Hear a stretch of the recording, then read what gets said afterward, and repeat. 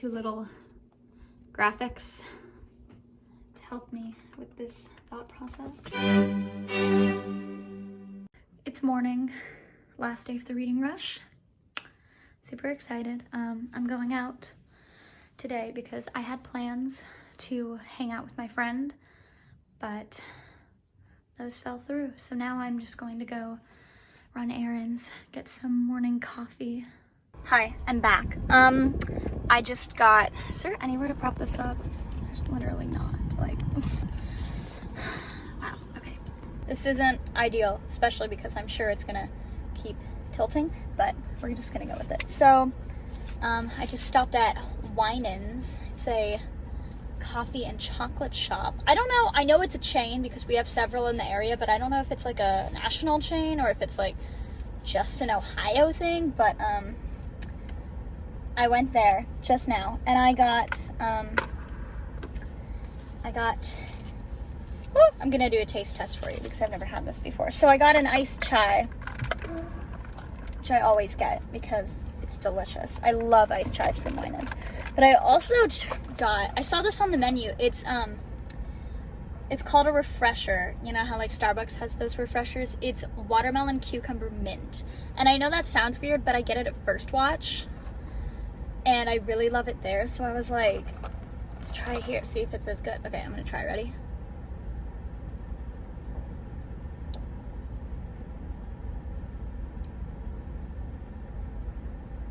I don't know if that's the water or the lemonade that I'm tasting, because I got it with lemonade. Maybe I should do water next time.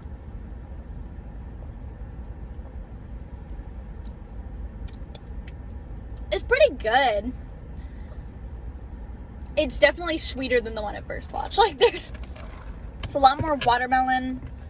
I think I should get it with water next time. I think the lemonade is what's throwing it off, but it's pretty good. Now I'm going to Dunkin' to get donut for my family, and then I'm going to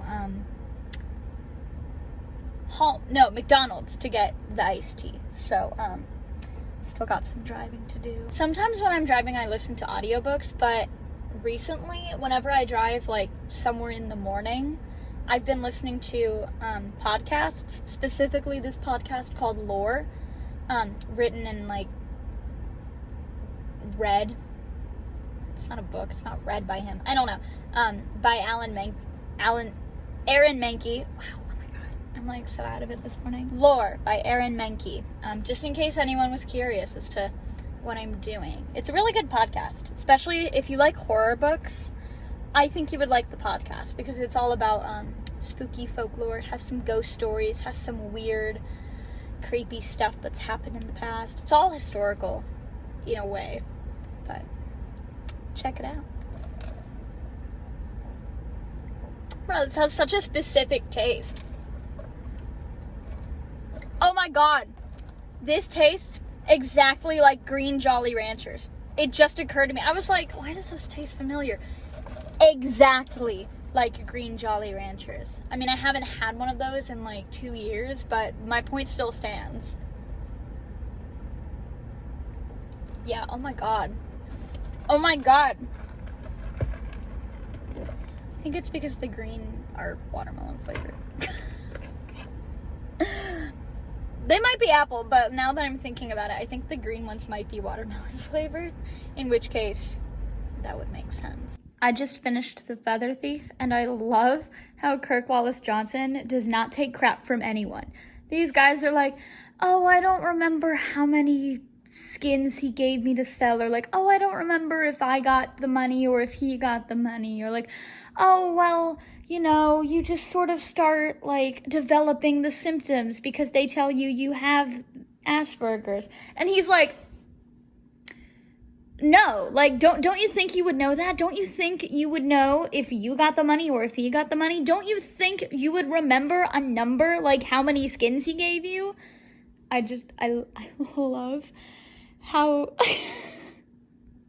he's just like interrogating these people. He's like, don't you think that's pretty dumb? And all the other fly tires are like, you drop the slightest mention of Edwin or the heist and they just freak out. They're like, get off this forum, get out of this group, and they like just delete the post. Like, why are you all getting so upset? I think I'm gonna give this book 4 stars because it was very interesting. The beginning kind of dragged a little, but like once he started interviewing people to figure out where the missing skins are, I got really invested. So I think I'm gonna give it 4. Oh my god, you guys, that is the last book I'm reading for the reading rush. Oh my god! I will give you guys an update later. Hi, we're about to wrap this up. Yay! I made a little sticky note chart to help me remember everything I read and how many stars I gave it, but it got a little convoluted because it's written on a sticky note, so we'll see if I'm able to read it or not. In one of my vlogs earlier in the week, I know for a fact that I counted how many books I had already read and how many I was planning on reading, and somehow I came up with the number 10, and I was like, oh, I'll just read The Feather Thief and then I'll finish it off at an even 10. That'll feel great. Well, I recounted, and I've actually read 11 books, right? 1, 2, 3, 4, 5, 6, 7, 8, 9, 10, 11. Yeah, I've read 11 books this week, which is not 10. I don't know where I messed up, because it's not like I added more books. Like, I counted all of the ones that I had read and planned on reading. I didn't add anything new, so I'm not really sure where I went wrong. I don't know which book I didn't count, but I read 11, not 10. First of all, I'm going to run through the challenges that I completed, which is all of them, and explain which books I read for each challenge. So the first challenge was to read a book that cover matches the color of your birthstone. I was born in September, my birthstone is sapphire, so for that I read The Last to Die by Riley Sager, and then I also read, that's a lie, sorry, I read, the titles are so similar. I read The Last Time I Lied by Riley Sager and The Last to Die by Kelly Garrett. There we go. Why are these such similar titles? And they're both thrillers with blue covers. I don't know. The second challenge was to read a book whose title starts with the word the.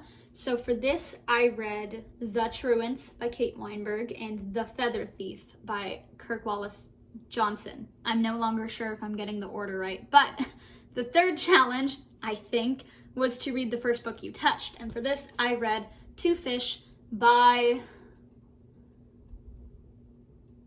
Hold on, I'm gonna look this up right now. Okay, I'm probably gonna butcher it, but this is Two Fish by Jene Aiko. Who knows if that's correct. The fourth challenge was to read a book that inspired a movie you've already seen. And for that, I read The Wizard of Oz by L. Frank Baum. The fifth challenge was to read a book entirely outside of your own house. For that, I read If Cats Disappeared from the World by Genki Kawamura. The sixth challenge was to read a book that takes place on a continent that is not the one you live on. For that, I read The Lost City of the Monkey God by Douglas Preston, and I also read Patron Saints of Nothing by Randy Rebay. And the last challenge, number 7, was to read a book that is in a genre you want to read more of. So for that, I read Upright Women Wanted by Sarah Gailey and Hunger by Roxane Gay. Now I will go through the star ratings I gave to each book. All right, this is gonna be a challenge. Let's see if we can get through this. Out of all 11 books that I read this week, only one of them received 1 star, and that was If Cats Disappeared from the World. I was just not a fan. It's just not the book for me. 2 stars I gave to 2 books, The Truants and The Last to Die. These both got 2 stars because in The Last to Die, not much really happened. I feel like there was so much potential with the original concept, but because the book is so short, it sort of just went in a completely predictable way, and it just was not very impressive. And I gave The Truants 2 stars because it was so, like, I do not care about this girl. Like, oh my god. I just did not care about any of the characters. I felt no sympathy for them and their dumb choices that they made.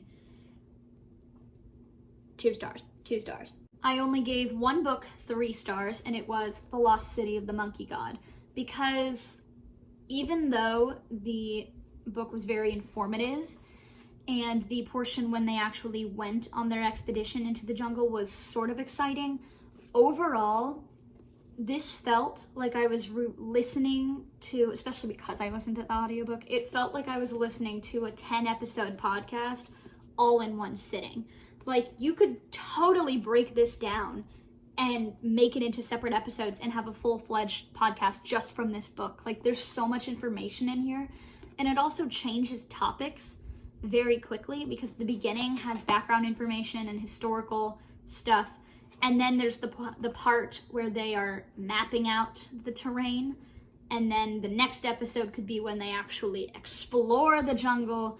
And then the episode after that could be when the book starts teetering off into other similar expeditions that have happened and archaeological discoveries.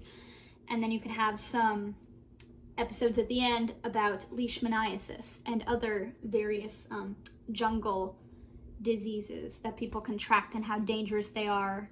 And then you could even have a broader topic of poverty and how people that live in these areas are stricken with these jungle diseases constantly, and they don't have the money to pay for treatment.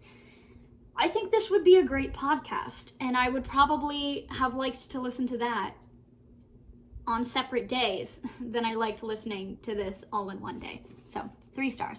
Now here's where it gets crazy, because I gave, oh my god, can I follow my lines? 1, 2, 3 books I gave 4 stars. I have 2 of them here. The Wizard of Oz was 4 stars because it was just very whimsical and fun, and also the audiobook I listened to was narrated by Titus Burgess, and it was incredible. Literally, it's quite possibly one of the best audiobooks I've ever listened to. So if you have an iPhone and you can go on Apple Books, I'm pretty sure you can get it for free because I got it for free. So if that's possible for you, I highly recommend it. Even if you've already read this, you have not heard it narrated by Titus Burgess. It's wonderful. The other book I gave 4 stars, or one of the other books, was Two Fish. Woo! This was a surprisingly evocative poetry collection, and it's now my favorite new poetry collection. So I'm glad I discovered this. And the last book I gave 4 stars, I don't own, but I gave 4 stars to Upright Women Wanted because everything about it was just perfect, except I feel like I needed more. You know? I mean, the book was only 146 pages. The audiobook was only it was less than 4 hours. So I feel like Sarah Gailey totally could have written an entire series about this book, like a new Hunger Games trilogy type series set in this world following these characters.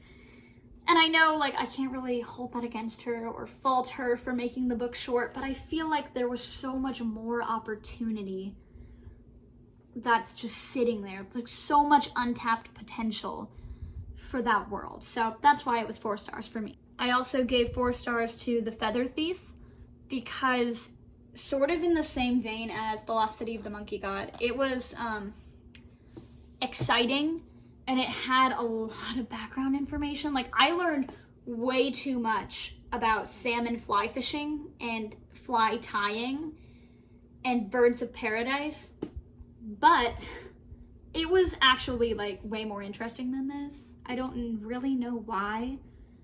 It just was. I don't know if it's the way it was written. Maybe the language was easier to understand. Maybe it felt less like a textbook and more like an actual nonfiction story. I'm not sure what made it more interesting, but it was. And lastly, there were 2 books that I gave 5 stars. I don't own either of them.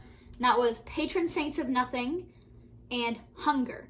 So I gave Hunger 5 stars because it was just so profound and deeply moving to me, and it really opened my eyes in a way I knew it would stretch my mind and make me think about things that I previously probably was uncomfortable thinking about, because it questions my privilege, obviously.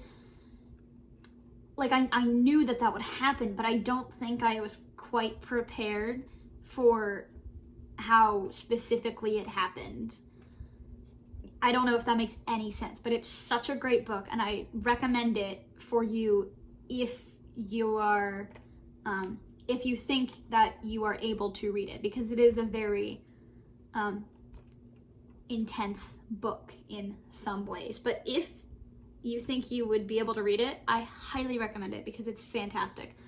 Also, if you listen to the audiobook, Roxane Gay narrates it herself, which makes it even better. The other book I gave 5 stars, like I said, Patron Saints of Nothing, because this was, I don't read a lot of YA because oftentimes I think the writing feels really juvenile. But this book, it was a hard-hitting YA contemporary, and it was like really good. It felt like it could have been an adult book if it wasn't for the characters and the way that everything sort of neatly wrapped up at the end. I for sure could have believed that it was an adult book. It was that good.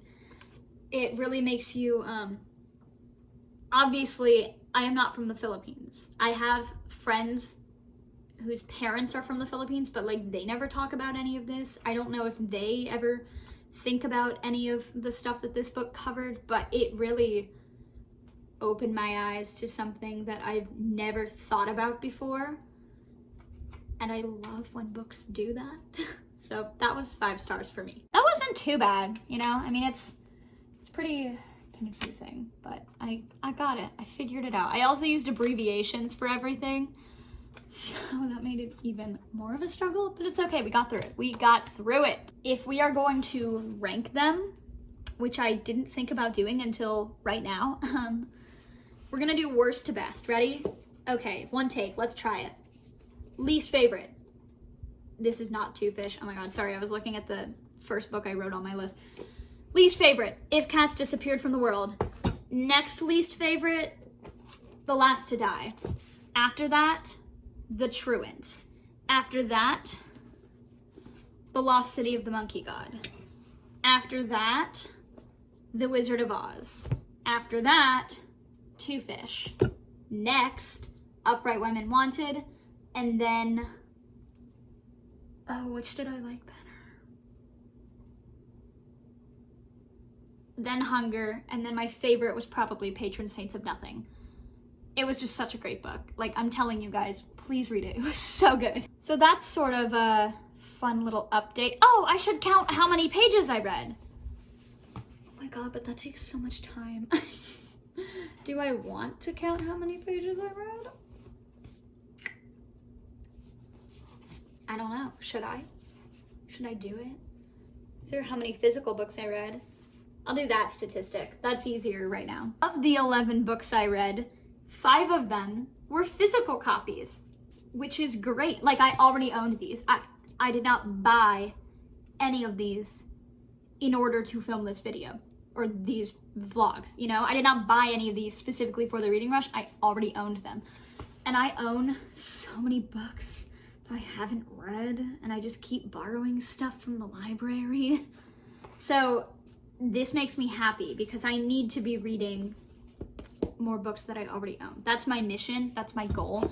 The next fun reading challenge I'm actually doing involves reading books that I already own because I'm really trying to work my way through it. I don't believe in book buying bans because I can't stop myself from doing that. It takes too much impulse control that I don't have.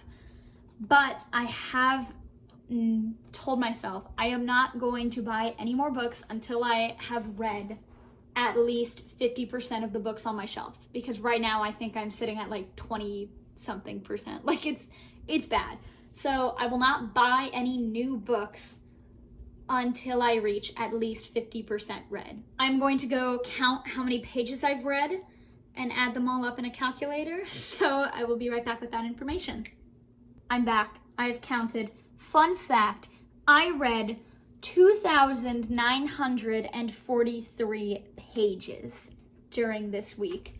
I am pretty impressed because, oh, that's too far. I don't feel like checking. I'm pretty sure this is more pages than I read in the entire month of January. The shortest book I read was Two Fish at 144 pages, and the longest book I read was The Last Time I Lied at 384 pages, which is not that long, actually. Now I finally get to put all of these books back on the shelf. I'm tired of looking at all the holes where they belong. I have 29 minutes of raw footage to edit for this vlog. Wish me luck. Bye.